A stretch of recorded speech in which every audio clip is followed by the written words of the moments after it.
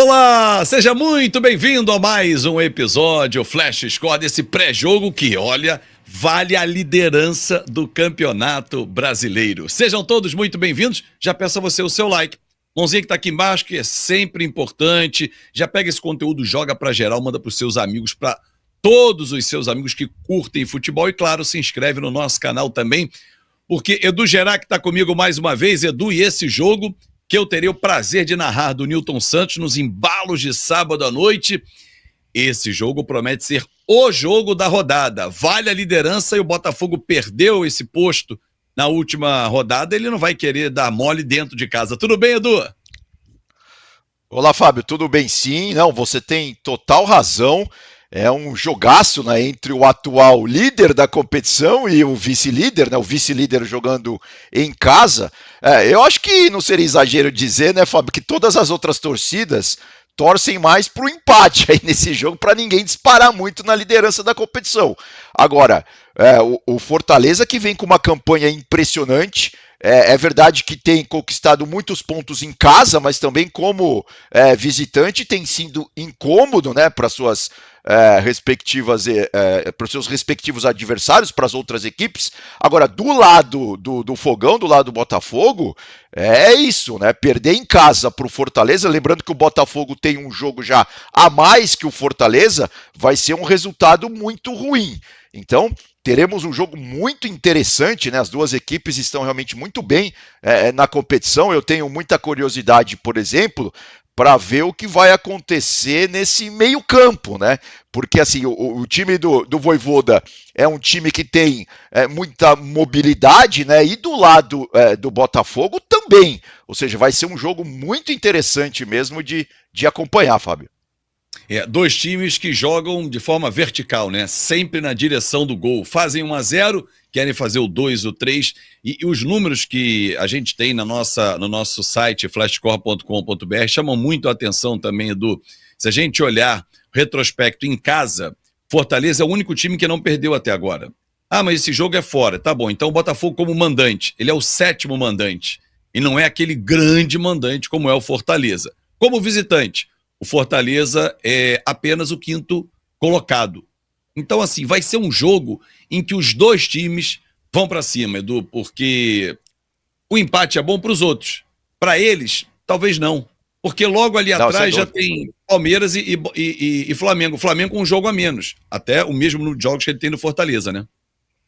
Exatamente, não. E assim, a gente precisa realmente falar desse Fortaleza, né? Sim, são números espetaculares, números sensacionais que o Vojvoda está acumulando aí. Eu pensei aqui alguns deles, né? Por exemplo, o Fortaleza, vamos lembrar, lá em 2022, ele foi lanterna na mudança de turno e mesmo assim conseguiu ficar na Série A, coisa que é inédita praticamente na era dos pontos corridos. Mas tinha um detalhe, né, Edu? Ele jogava Libertadores, aí ele estava priorizando uma competição que ele nunca tinha jogado, que fazia total sentido, né? E como não tem um grande elenco, ele priorizou um lado, mas depois que ele foi eliminado pelo River, ele focou para cá e recuperação total. O Fortaleza, né, entre as equipes do Nordeste, também tem números muito impressionantes. Já é a 7ª temporada seguida que ele fica na Série A, coisa que nenhum outro time do Nordeste tem. Ele já está líder no segundo turno, que nunca um time do Nordeste conseguiu também na era dos pontos corridos. Ali até a 10ª rodada do campeonato. Mas no segundo turno, isso também é um fato inédito. Se o Fortaleza conseguir a classificação para a Libertadores, e tudo indica, né, que se continuar assim vai não só brigar pelo título, estará garantido na fase de grupos da Libertadores, também vai empatar com o Bahia. O Bahia que já tem 3 Libertadores na sua história, o Fortaleza também terá essas 3 Libertadores. Ou seja, são números muito impressionantes realmente que o Fortaleza está acumulando aí, principalmente, obviamente, nessa era Vojvoda, né? Tudo, uma coisa está totalmente ligada à outra, né? E a gente tem até uma tela para mostrar. Vamos começar primeiro pelo mandante, né? Porque assim, é o que eu disse, me impressiona muito realmente essa equipe do Botafogo, né? A gente tem aí não só o Gregory, que eu destaquei aqui, porque assim, é um time que, como você disse, faz passes muito verticais, né? A gente vê aí que, primeiro que o Gregory quase não erra passe, né? Tem 1, 2, 3, 4, 5 só setas vermelhas, todas as outras são brancas, ou seja, de passes certos. Então a gente tem ali o Gregory pelo lado direito, tem o Almada, que caiu muito bem também ali pelo lado esquerdo, né?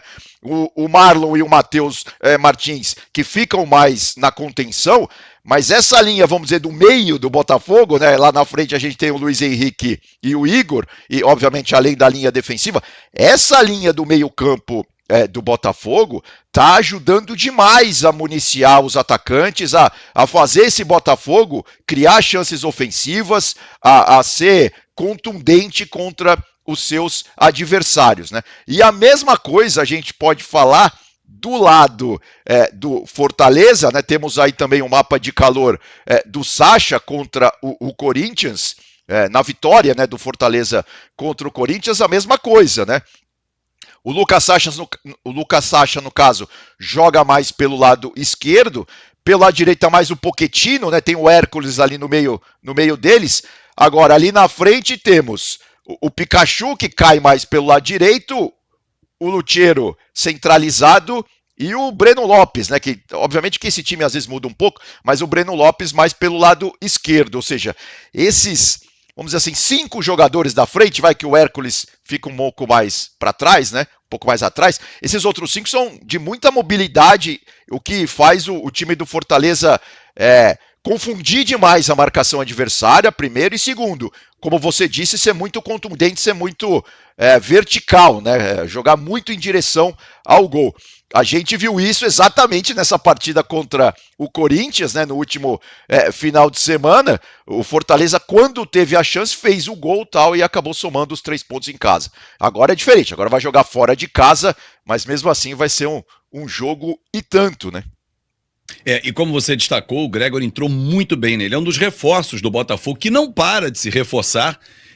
Trouxe agora o Vitinho, lateral direito, junto ao Burnley. Que o Rodolfo Landim não nos ouça, né? Alguns torcedores do Flamengo também, porque estão clamando pelo fair play financeiro. Thiago Almada, mais de 100 milhões de reais. Aquisição do argentino campeão do mundo, que caiu bem demais no Botafogo. Luiz Henrique, mais de 100 milhões de reais também, e está arrebentando pela equipe do Botafogo. Fora alguns jogadores que o Botafogo conseguiu achar, né? Jogadores como Bastos, zagueiro angolano, que foi convocado inclusive para a seleção do seu país, jogadores que vieram de graça ou por valor muito baixo, o próprio Gregory, que veio da MLS, do Orlando City. Então assim, o Botafogo tem um departamento de scout que funciona muito bem. O Igor Jesus, atacante, que desbancou o Tiquinho, artilheiro do ano passado, ele machucou, deu chance e veio de graça para o Botafogo. É um trabalho que o Arthur Jorge faz junto com o scout do Botafogo, que faz com que esse time tão rapidamente, porque não é o time só do ano passado, saíram jogadores importantes, Adrielson e Lucas Perry foram jogar na França, vieram John e Bastos e encaixaram perfeitamente, e o Arthur Jorge deu sequência ao trabalho, diferentemente do tempo que tem o Vojvoda, que talvez só perca pro Abel Ferreira no Brasil, acho, em longevidade de trabalho, né? Na Série A. Exatamente. Não, e o Fortaleza a gente vê, se a gente somar todas as competições, né, nos últimos 5 jogos, também dá para acompanhar tudo isso aqui no nosso aplicativo da Flash Score, são 4 vitórias e 1 empate, né? Ou seja, faz tempo que o Fortaleza não perde. Do lado do Botafogo, são 2 empates, 2 vitórias e 1 derrota, aquela derrota para o Juventude, né? Aquele jogo cheio de gols, né? Foi 3-2 para o Juventude lá no sul do país. Ou seja, com certeza, Fábio, vai ser um jogaço esse entre Botafogo e Fortaleza, né?